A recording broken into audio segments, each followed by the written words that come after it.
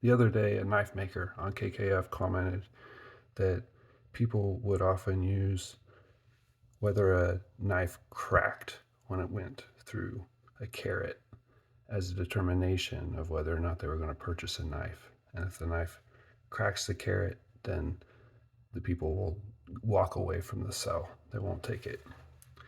And this has always been fascinating to me, why people use that as a test for whether or not a knife is good, because it's really pretty irrelevant to how I use a knife to cut carrots. So instead of showing you a bunch of knives that glide easily through, I picked a knife that I know is going to have trouble. Um, and that is this vintage Sabatier that was a blank that I grounded myself. Um, so at the heel, it had a full bolster, but that full bolster has just been blended into the bevel. So I'll put choil shots up, but there's no way this thing won't crack carrots. It does get substantially thinner, but stays pretty thick all the way through. And the bevel doesn't come up that high either.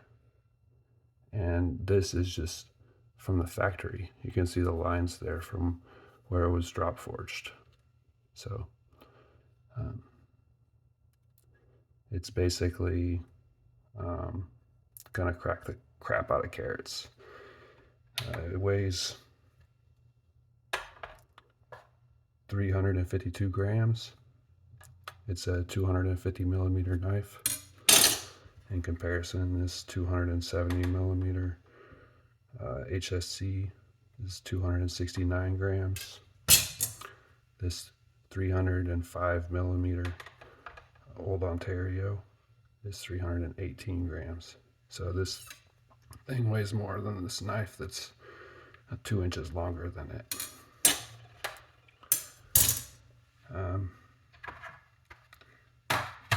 There's 3 different main methods I use for cutting carrots. So we'll go through each of them and see how, whether it affects the performance.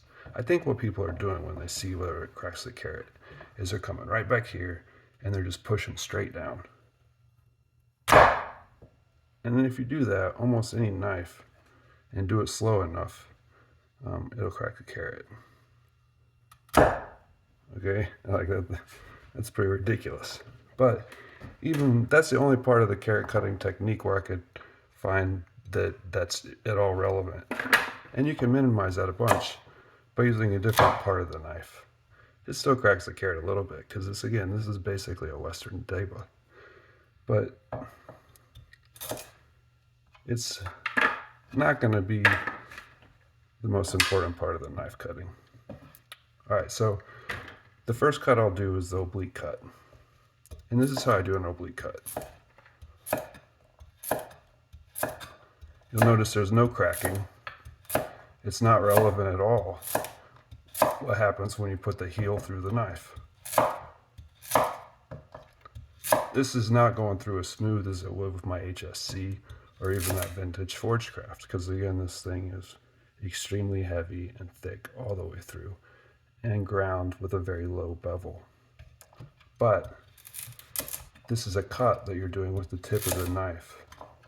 So why does it matter if it cracks when the heel goes through? I don't know.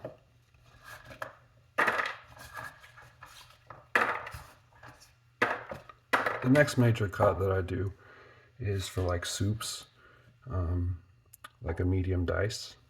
And for that, again, this knife is going to crack a little bit, but it's not affecting the final cut. It's not affecting the speed at which I can do it.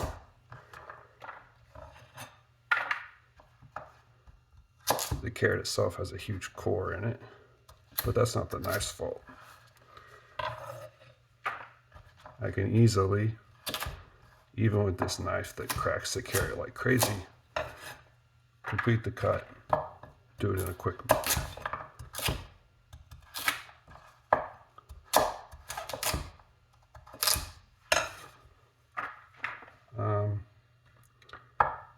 so then the last cut is julienne.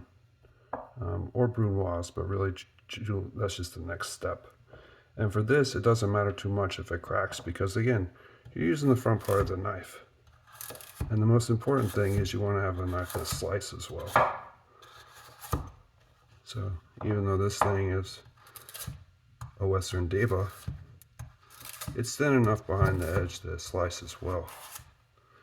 And again, it's irrelevant that it cracks the carrot at the heel to how the knife gets used functionally.